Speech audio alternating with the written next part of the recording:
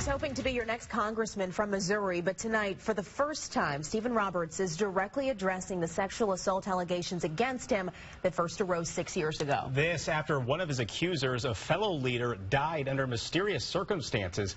Only News 4 Chief Investigator Lauren Traeger has that exclusive story. As alleged, did you rape Cora Faith Walker? I did not. As she alleged, did you drug Cora Faith Walker? I did not. Blunt questions for State Senator Steve Roberts. If I could have done things differently that night, I would have just gone home by myself. That's what I would have done differently. He's speaking publicly for the first time since well-known public servant Cora Faith Walker accused him of rape in 2016. Walker died last month, just weeks before Roberts then announced he'd be running for Congress, hoping to unseat Congresswoman Cori Bush. Cori Bush and her supporters keep trying to perpetuate and recycle these false lies, these old stories that have been proven to be false, to distract from an indefensible voting record. Rewind to 2016. Roberts, the son of a prominent former alderman and businessman, had just been elected to the state legislature. Walker had also won a seat in another district. In a lawsuit, she says the two were just social acquaintances when she accompanied him to his apartment on August 26th, saying in a deposition they were talking about how they were the only two black attorneys going to the legislature and what their priorities would be. But she says Roberts offered her a drink of wine. The suit read, quote, "The next thing that Walker recalls is Roberts on top of her, physically assaulting her," further claiming he sexually assaulted her and raped her when she was unable to give consent. It was a consensual relationship between two adults. But Roberts, then and now, adamantly denies the claims. Is it possible that the incident with Cora Faith Walker started as consensual and turned non-consensual? No, as I said, me and all of our interactions were consensual, and it was on more than one occasion. And there was never any ambiguity about that at all. Walker went to the police several weeks after the incident. Roberts' attorneys at the time provided evidence, texts, and a nude picture Roberts says he took consensually of Walker from the night before the alleged rape. She denies that picture was consensual. Surveillance video, the attorneys claimed, showed Walker and Roberts going to a store which was closed, and then a receipt from another store which shows the purchase of pizza, toothpaste, wine, and condoms. But in depositions and in the media, Walker repeatedly claimed she had no intention of being intimate with Roberts, saying if she had seen him buying condoms, she would have run. Because Roberts had previously been a St. Louis prosecutor, St. Charles County prosecutor Tim Loma reviewed the case, releasing a statement saying, quote, "There simply wasn't enough credible evidence that sexual relations between these two people were anything but consensual." As I said, I've told the truth the entire time. The allegations against me were investigated by multiple agencies, and everyone came to the same conclusion after looking at the facts, that I had been telling the truth. But it wasn't the first accusation. The year before, a St. Louis University law student accused Roberts of touching her genitals without her consent at a bar. That woman's lawsuit was dismissed, and charges were not brought in that case either. Roberts would not comment on whether they'd reached a settlement. But in an email to News 4, she wrote, quote, "Anyone who believes that Steve Roberts Jr. did not knowingly and intentionally sexually assault me is wrong.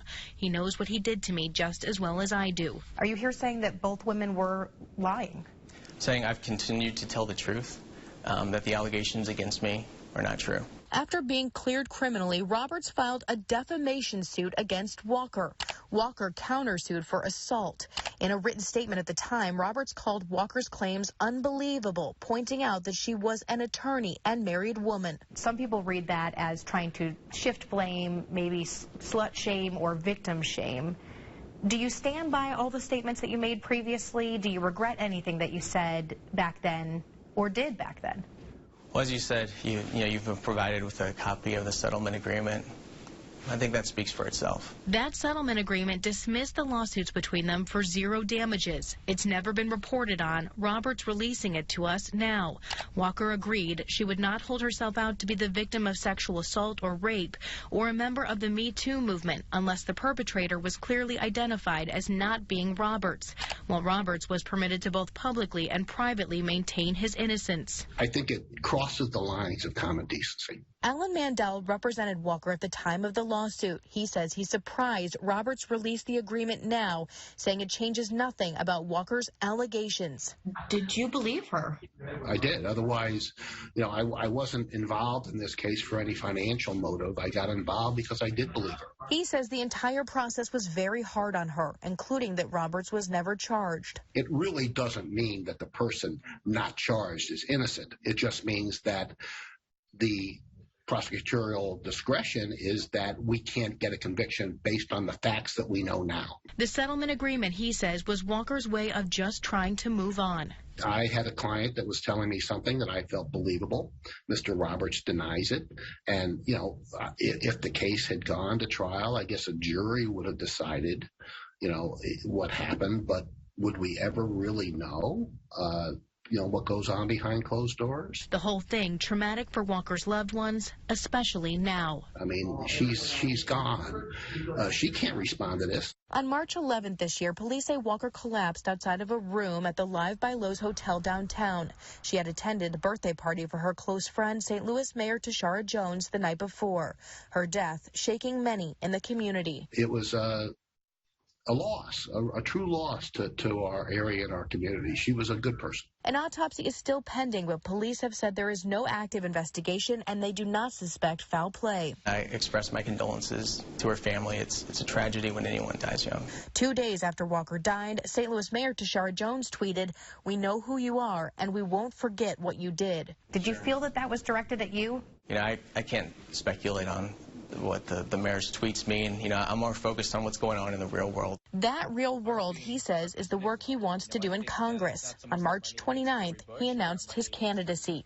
He says the timing had everything to do with a still disputed redistricting map and nothing to do with Walker's death. Did you feel that it would be easier to possibly win without her voice here anymore? No, that was not a factor at all. My entire focus was making sure that we had a first congressional district that was representative and not diluted. But even in the past week, the rape allegations continue to come up. Rapist Roberts read the signs circulated on social media at a protest of a Roberts event. And the St. Louis Young Democrats last week called on Roberts to resign from the State House and suspend his race for Congress. Even Mandel says Roberts should be doing things differently. I think common decency requires that we let this young woman rest in peace. But Roberts says he still needs to clear his name. He said repeatedly that he is running against Bush on the issues, disagreeing with her on recent votes. Bush, however, has indicated she herself is a sexual abuse survivor.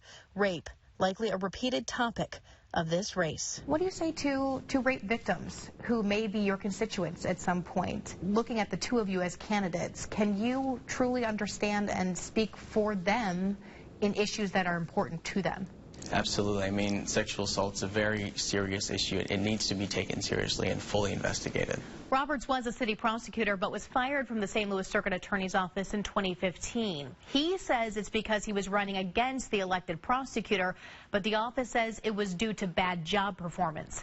Roberts was not in town at the time Walker died. We reached out to a representative for her family for this story, but they declined to comment. We also previously asked the mayor to comment about her tweet, and her office declined. I'm Lauren Traeger, News 4 Investigates.